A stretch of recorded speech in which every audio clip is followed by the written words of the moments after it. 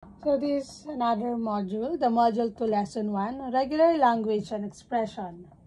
So regular language is a type of formal language that can be described using simple patterns or rules known as regular expression.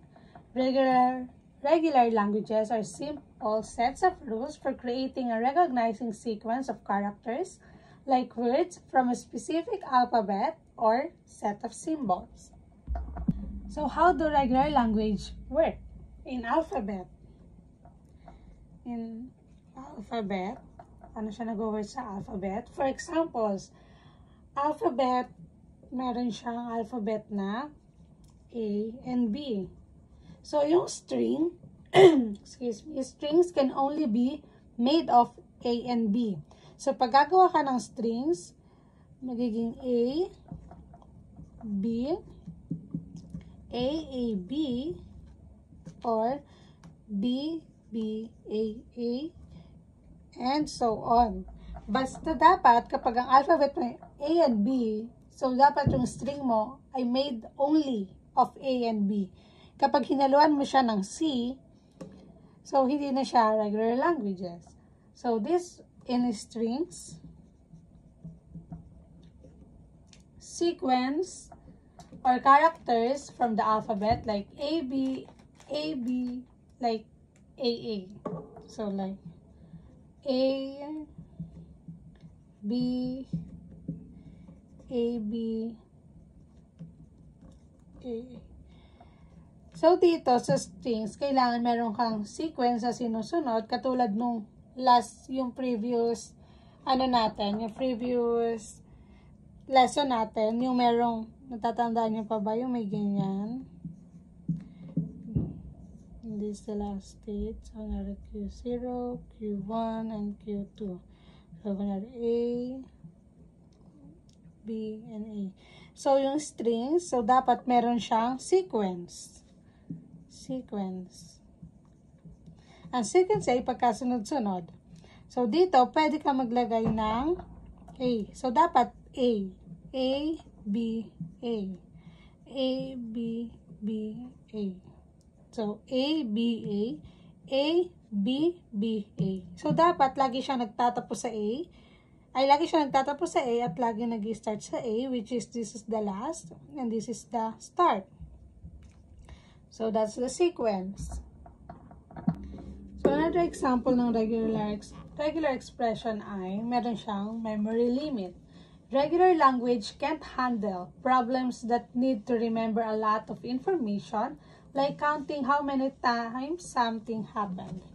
For example, sa regular languages, hindi niya na kayang mag-remember pa ng maraming information. Like, kunyari, meron ka ditong bulb. Does that look like a bulb? And ganyan. And that's a bulb. Then this is the on, and this is the off. So, this is the switch. So, dito, sa regular languages are good for tasks that don't need to remember much. For example, they can describe if a light switch is on or off, but they can't keep track on how many times it was switched on or off. So, sa regular language, madedetermine niya if naka-on ba ang isang bulb or naka-off ba ang isang bulb. So, pag pinindot mo to, alam niya na naka-on. Then, kapag pinindot mo ulit to, alam niya na mag-off. Pero, hindi na kayang i-cater ng regular language kung ilang beses mo ba siya in-on or ilang beses mo siya in-off sa isang araw. Kunyari, nagkaroon ka ng 50 on and of course, 50 off.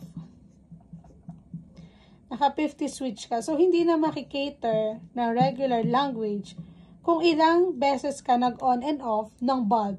Ang alam niya lang, buhay ang bulb and patay ang bulb. So, that's the example of regular language.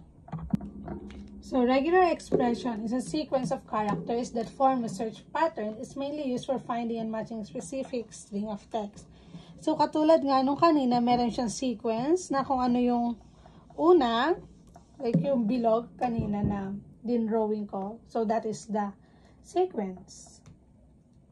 Think of a regular expression as a special code that describes a pattern. This pattern helps in finding certain words. For example, tulad nga nung in-example ko na ganito ulit tayo.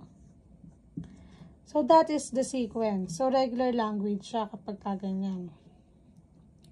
A and B, and pagpalagay natin na B to.